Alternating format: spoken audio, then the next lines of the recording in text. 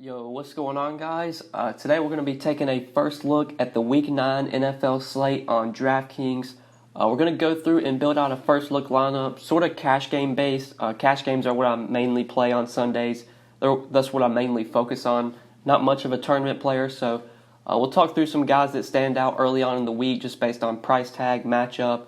This will not be my final NFL video for the week. I do upload my final look video, most likely will probably go up on Friday night. That's usually when I upload it. So make sure you are subscribed and notifications on, so that way you'll get notified when that video goes live. Be sure to drop a like on this video if you do enjoy. And let's go ahead and get started. Taking a look at quarterback for this week. So in cash games, I usually always try and go a little bit cheaper at quarterback. That's my strategy I take most weeks. If there's a lot of value on a given slate and I can pay up at quarterback, there's obviously good options at the top you can go for. Russell Wilson's in a great spot at home against the Buccaneers. 7,100 though, it's going to be really hard to get there in cash games, especially if there's not a lot of value that opens up. The only concern with Wilson, especially at this game, or if Seattle has a big lead in this game, Seattle does tend to run the ball a lot when they are playing from ahead. So Russell Wilson might not have to throw like we saw in that Atlanta game. He only threw the ball 20 times because the Seahawks were up 24-0 at halftime, and they just really didn't throw the ball much in the second half. They really didn't run a lot of plays in the second half to start with, but just 20 attempts in that game. Russell Wilson was still very efficient though in those 20 attempts, 14 completions, 70% completion percentage, 182 yards, 2 touchdowns, still got 15.68 DraftKings points. It's a great spot. I just don't know if I'll be able to get there in cash games this week, and I don't know if I'm going to really be going to any of these top quarterbacks like Rodgers on the road, Stafford on the road, Cousins. Just don't know if these are guys I'm probably going to be looking to. I think Josh Allen's probably the next guy that stands out at home against the Redskins for only 6,500. But his price tag is still pretty high at 6,500. I think he was 6,500 last week against the Dolphins, or maybe the week before that. Or yeah, he was 6,500 against the Dolphins, and then last week against the Eagles, he was 6,500 as well. Last 2 weeks, he's gone for 21 and 18 DraftKings points. I mean, you're getting a pretty solid floor from Josh Allen this season. He's given you about 18, 19 DraftKings points just about every week. The only week where he didn't get that was when he had to face the Patriots in Week 4. And, I mean, the Patriots have probably the best defense in the league. So I could understand going to Josh Allen. He's been very solid this season. He obviously gives you a ton of upside. There's definitely concern that this game gets out of hand and Buffalo doesn't have to throw much in the second half because of how bad the Redskins are. But still, at 6,500, Josh Allen does stand out as a potential cash quarterback this week. But let's take a look at some of the value, see if there is any value. You got Sam Darnold against the Dolphins, who could definitely be a guy we look to. I think Derek Carr at home against the Lions is probably going to be maybe somewhat chalky this week. He might actually be one of the highest-owned quarterbacks. He's been playing really well lately. It is a really good matchup against the Lions. The Lions have been pretty poor versus the pass this season as of late. I mean, Carr's been good as of late. At Green Bay, he went for 17 DraftKings points. At Houston last week, he went for 23 DraftKings points. Oakland tends to be playing from behind most games, and it usually is throwing a lot in the second half. So, I mean, we're seeing Carr throw the ball 30 times a game most games. So, at 5,500, he's for sure a guy we could look to. We could plug him in for now, but let's just take a look at some of the other options we got.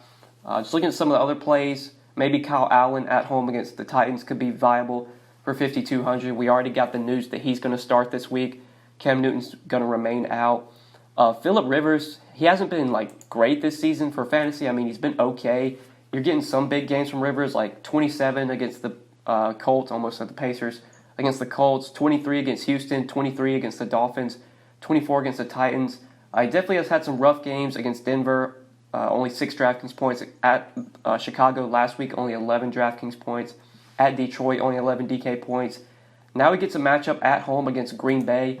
Green Bay probably wins this game and is probably playing from ahead most likely because of how good Aaron Rodgers has been this season, how good their offense has been. I could definitely see going to Phillip Rivers in cash this week. We might not have to do that if we get value that allows us to pay up at quarterback, but just looking at the top quarterbacks, besides Russell Wilson and Josh Allen, I don't really know if I'm going to be paying up at quarterback this week. So I think Phillip Rivers is a guy we can plug in to start off with. I could definitely see using Derek Carr for a little bit more, but I think I feel a little bit better about Phillip Rivers. He's just too good of a quarterback to be this cheap. I mean, last season, Phillip Rivers was a 6K, 62, 6,300 quarterback on most weeks. So getting him at 5,100 at home against the Packers I think definitely makes him viable. You also got like Trubisky against the Eagles, maybe could look to. Mason Rudolph at home against the Colts could be an option. We did get the news that Joe Flacco is going to be out this week and Brandon Allen is going to start. Brandon Allen at home against the Browns is all the way down here at 4,100. I mean, quarterbacks tend to score anywhere from like 10 to 20 DraftKings points. Rarely do you get like a 40-point game from a quarterback. Quarterback just isn't a position quarterback isn't a position that really breaks the slate. Usually all quarterbacks score around the same. Like that's why I think going cheap at quarterback is always viable. So I could honestly see using Brandon Allen this week. He's so cheap at 4,100. Even if he gets you 13 DraftKings points, that's pretty good value at only 4,100, especially if it allows you to pay up for the studs, and those studs do well. So definitely want to keep an eye on Brandon Allen. I'm going to be very intrigued to see what some of the sharp players are saying about him this week, saying if he is cash game viable. Like we saw Kyle Allen when he started for Cam that week. He was minimum salary. He was like 30, 40% owned and double up. So I could honestly see Brandon Allen, at least in cash games, being somewhat popular this week. Let's go ahead and take a look at running back. For this slate. So at the top, we have Christian McCaffrey, who is finally 10K. He's finally hit the 10K threshold at home against the Titans. Also got Dalvin Cook against the Chiefs on the road for 9,500.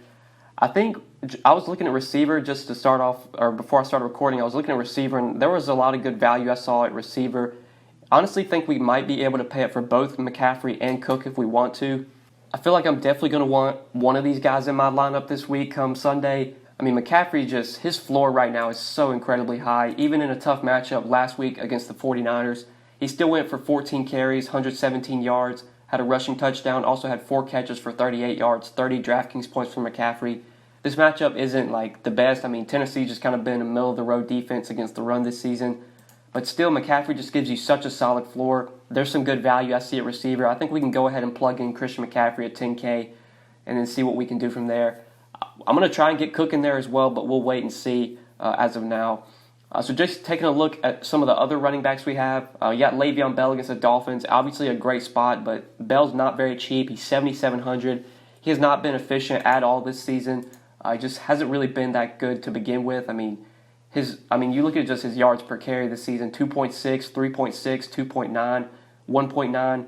The volume is what gets Le'Veon Bell there. Like that's what makes him viable every week. Obviously, this matchup makes him viable this week as well. But at 7,700, he's not that cheap. I don't think we're going to need to go there in cash games. You just look cheaper. I would much rather go to like Chris Carson, even in a tough matchup against a really good Buccaneers run defense. The volume that Chris Carson is getting every week makes him for sure playable. I mean, last 5 weeks he's gotten at least 20 carries. He's getting work in the passing game this season as well. So Chris Carson at 7,200 for sure going to be a guy we can look to. Just some of the other guys in this mid-range maybe that could be considered for cash games. Josh Jacobs, 6,500 against Detroit could for sure be viable. We did get some news that Melvin Gordon is on, or teams are talking to the Chargers to get Melvin Gordon. He could potentially be traded sometime this season. If he gets traded, I mean, Austin Eckler for 6K. Austin Eckler for 6K would be an absolute lock if Melvin Gordon somehow gets traded. Teams are trying to talk to the Chargers to get him. So next year, keeping up with that news throughout the week. Not going to put Eckler in the lineup, but just know that if something happens and Gordon gets traded, I mean, you should just be jamming in Austin Eckler at 6K. Derrick Henry against the Panthers could for sure be viable, 5,700.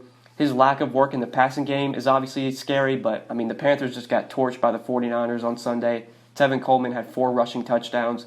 Derrick Henry at 5,700 could be a guy we look to. But there's a cheap play that I do want to talk about. So on Sunday morning, last Sunday, we did get the news that Kenyon Drake was being traded. Just got confirmed on Monday that he's being traded to the Cardinals.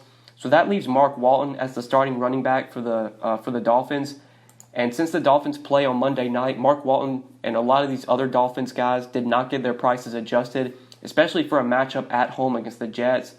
I'm gonna be very intrigued to see how Walton plays on Monday night against the Steelers. If he has a good game against the Steelers and gets a lot of volume, I feel like at 4,500 he might actually wind up being the chalk this week, especially if he plays well on Monday night. And just given the matchup against a really bad Jets defense, a really bad Jets run defense, I really like Mark Walton as a value. He's going to allow you to probably get in McCaffrey and Cook together, especially if you go cheap at quarterback. So I like going to Mark Walton as our RB2. Hopefully we can get Cook in there at the flex as we start to build out the lineup. Let's go ahead and take a look at some receivers now and talk about this position. So just looking at the top of the receiver position, there's no guys that really stand out for cash games this week that I would want to pay up for. Maybe Tyler Lockett against the Buccaneers, but kind of the same thing with Russell Wilson. If the Seahawks have a lead, which is very possible, they're just going to run the ball a ton. I don't see Tyler Lockett being a viable cash play, especially not at 7,500. He's not like the Michael Thomas, DeAndre Hopkins, the guys that are going to get like 10, 12 targets every week. I just don't know if I need to go to Lockett in cash. There's really no expensive receivers that stand out for cash games. Like Allen Robinson is having a great season, and he is in a great matchup against the Eagles, but he's also been priced up to 6,800. I think the cash game receiver that stands out to me, like in the 6K range, is Keenan Allen, especially if we're playing Phillip Rivers. I mean, you don't have to stack a quarterback and a receiver together in cash, but Phillip Rivers Keenan Allen for only 6,400. Last 2 weeks, he's gotten 11 and 10 targets. He played limited snaps in that Week 8 game against the Bears and still got 10 targets, 7 catches for 53 yards. He's been very bad lately. I mean, it's been 5 straight weeks for only 12 Draftkings points or less for the last 5 weeks for Keenan Allen. So he's definitely not been playing that well. I do expect a bounce-back game from Keenan Allen, though, eventually. I mean, his volume to begin the season was insane. I expected to get back towards that same level here. It's a Green Bay pass defense that is pretty good. They do have some very good corners, but Keenan Allen can move around a lot. I don't see him being shadowed in this game. Like the Packers have Jair Alexander, who's a really good corner, but with how Allen moves, he can play outside, he can play in the slot. He'll probably be matched up with different guys throughout the game. At only 6,400 for a guy that projects for probably 10 targets in a game where the Chargers will most likely have to throw a lot, I really like Keenan Allen this week. I think he definitely stands out at 6,400, and we do get that correlation pairing him with Phillip Rivers. So going with Keenan Allen leaves us 4,800 remaining per player. We're definitely going to need to find some cheap receivers, but like I said at the beginning of the video, there was already some cheap receivers that I identified that we could look to. But just talking about some of these other receivers in the 6K range, I think Juju at home against the Colts could be viable.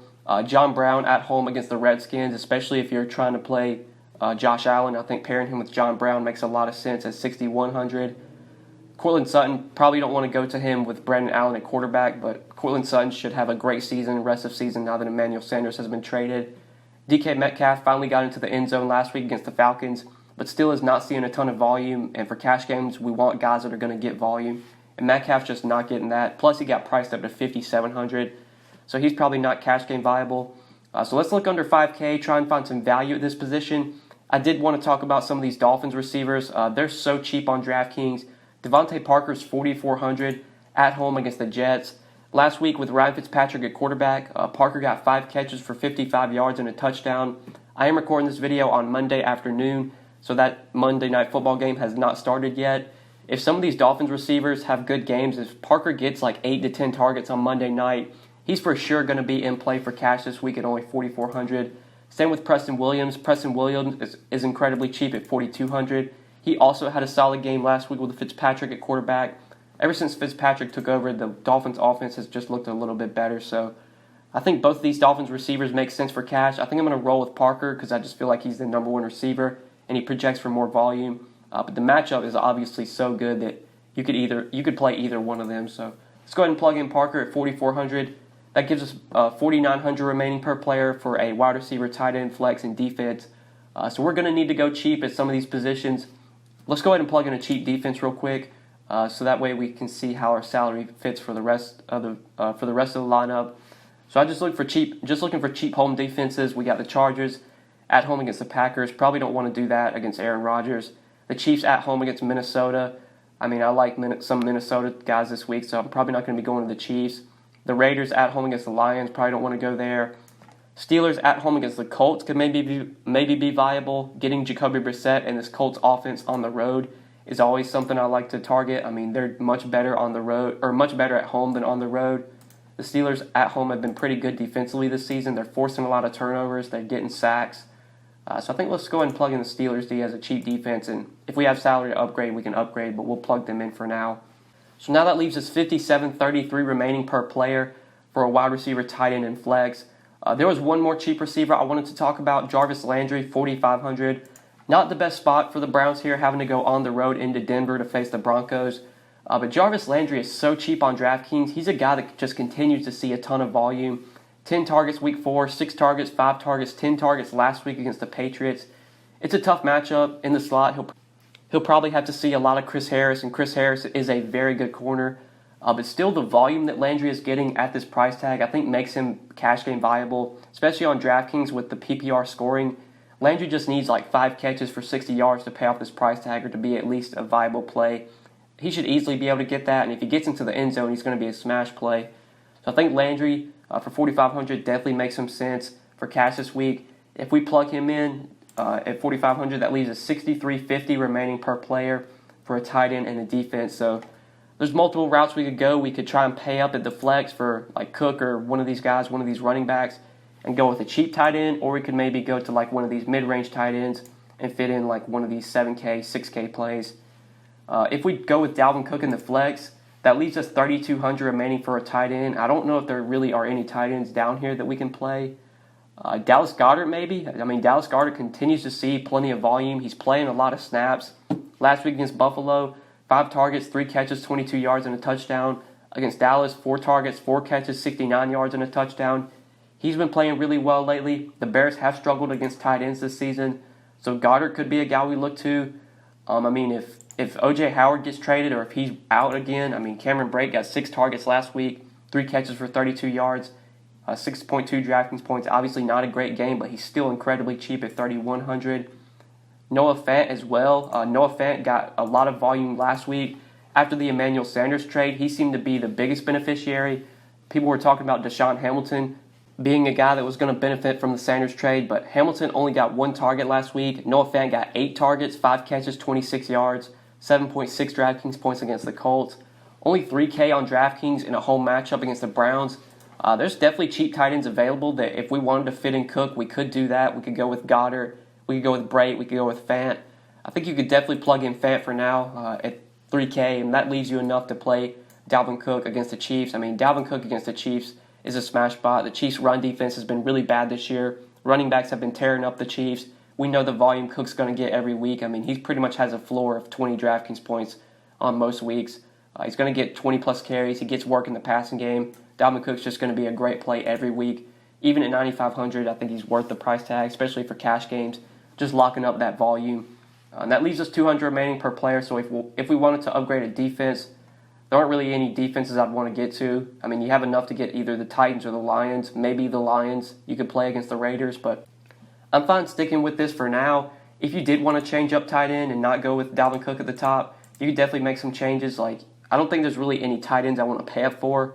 Kelsey against Minnesota, probably don't want to go there, especially if Mahomes isn't back. Darren Waller, maybe you could look to at 6,300 against the Lions, but rarely do I pay 6K plus for a tight end. Zach Ertz feels way underpriced at 4,700 against the Bears. He'd probably be the best play if you're not going down really, really cheap. I mean, his volume lately has been a bit scary. Only 4 targets last 2 games. Has yet to have a ceiling game this season. I mean, Ertz hasn't really done much at all this season. He's been a pretty big disappointment. But if you were to plug him in at 4,700, they'll leave you 8K. So you could play like Le'Veon Bell, who I'm not in love with this week, but you'd have the salary to get Bell. You could maybe go to like Chris Carson and then upgrade a defense if you wanted to take that route. You could upgrade your defense to like the Eagles at home against the Bears, the Broncos against the Browns. I mean, you probably ain't going to do that because you got Landry. But the Panthers at home against the Titans could be a route you go. So that's another route you could take, but I think I'd honestly prefer the other way, paying up for Cook, going cheap at tight end, and then going cheap at defense. I don't think tight end is going to be a position this week where there's a lot of viable options at the top. I feel like punt and tight end this week is going to make a lot of sense because there are some cheap tight ends that actually project to see a decent amount of volume. So that's the first look lineup for this week, first look cash lineup. Obviously, this is probably not going to be the lineup that I play, but this will just be a placeholder to get me started for the week as we get closer to Sunday. Like I said at the beginning, I will have my final look video up on Friday night, going over some of my favorite plays for this upcoming Week 9 slate. Would always appreciate it if you guys would check that video out. If you did enjoy this video, make sure you drop a like and subscribe. You'll notice that I have one of my more recent videos popping up on the screen. If you want to check that video out, feel free to do so. You can also hover over my YouTube logo to subscribe if you have yet to do that. I would definitely appreciate it if you would subscribe.